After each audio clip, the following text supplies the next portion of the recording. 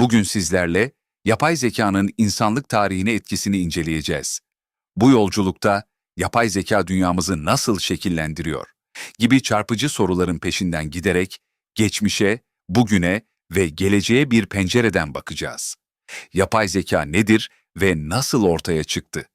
Yapay zeka, bilgisayar sistemlerinin insan benzeri düşünme, öğrenme ve karar verme yeteneklerini taklit etmesiyle tanımlanabilir. Tarihi 1950'lere kadar uzanır. Alan Turing'in makine zekası hakkındaki çalışmaları, bu teknolojinin temelini atarken ilk yapay zeka modelleri insanoğlu için yeni bir dönemin kapısını araladı. 1956'da Dartmouth Konferansı, yapay zeka alanını resmen başlattı. Bilim insanları bu konferansta bilgisayarların öğrenme, mantık yürütme ve problem çözme gibi insanın bilişsel yeteneklerini simüle edebileceği fikrini ortaya koydular. Bu fikir zamanla daha karmaşık algoritmalar ve hesaplama gücü sayesinde hayata geçirildi. Bu konferans, modern yapay zekanın mihenk taşı olarak kabul edilir.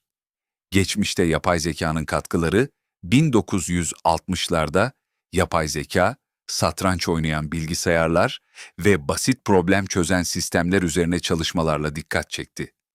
1970'lerde ise Shaky gibi robotlar geliştirildi. Shaky, otonom hareket edebilen ilk robot olarak tarihe geçti.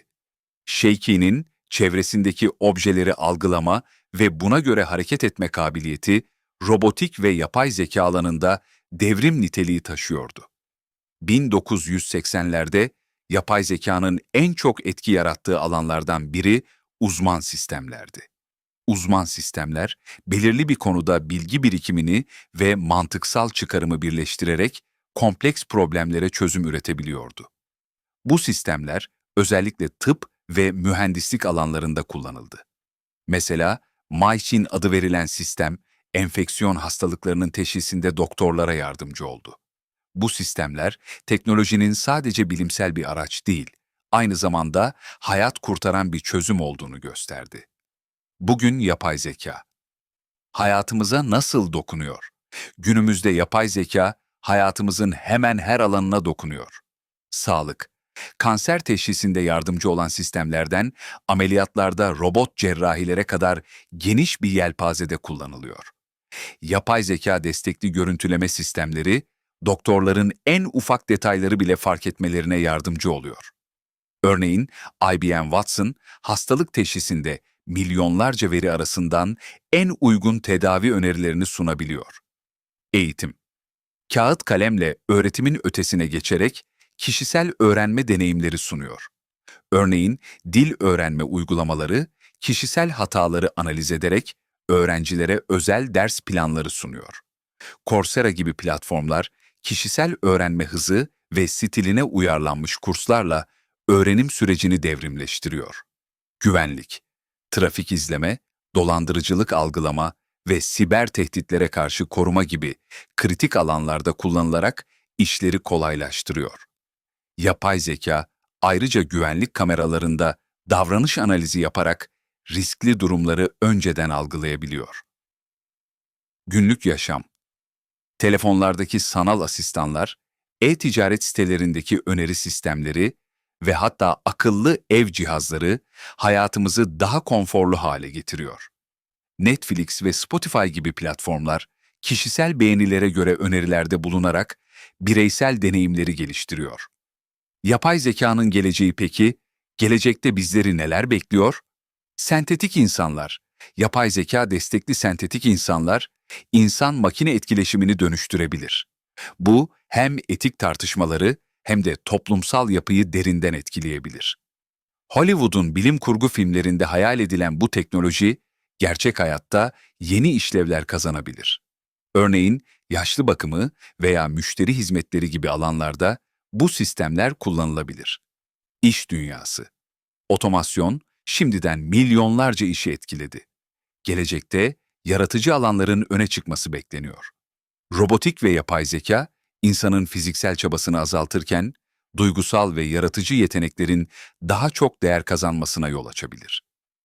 Uzay keşfedilmesi. Yapay zeka destekli sistemler, Mars'ta kolonileşme ve yeni gezegenlerin keşfinde kritik roller üstlenebilir. NASA'nın yapay zeka tabanlı uzay robotları, uzak gezegenlerde veri toplamaya ve analiz etmeye şimdiden başladı.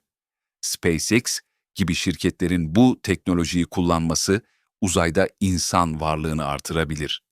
Riskler ve fırsatlar, her teknoloji gibi yapay zekanın da riskleri var. Etik sorunlar, yapay zekanın karar alma süreçlerinde tarafsızlık sağlanması kritik bir sorun. Kötü niyetli kullanımlar toplumsal eşitsizlikleri artırabilir. Örneğin, iş görüşmelerinde kullanılan yapay zeka sistemlerinin ön yargılı sonuçlar ürettiği bazı durumlar rapor edilmiştir. Gizlilik, veri mahremiyeti ve bireysel haklar yapay zekanın gelişiminde hassas konular. Büyük veri şirketlerinin kullanıcı verilerini nasıl kullandığı tartışmalı bir alan olmaya devam ediyor. Kontrolsüz gelişim. Yapay zekanın kontrol edilememesi, insanlığın geleceği için tehlikeli olabilir. Bilim insanları, bu teknolojinin insanların yararına çalışmasını sağlamak için uluslararası düzenlemeler öneriyor.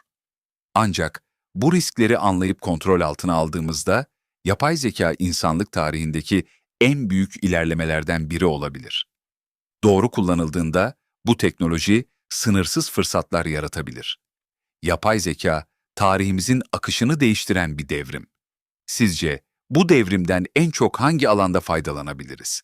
Bu konudaki düşüncelerinizi yorumlarda paylaşarak tartışmaya katılın.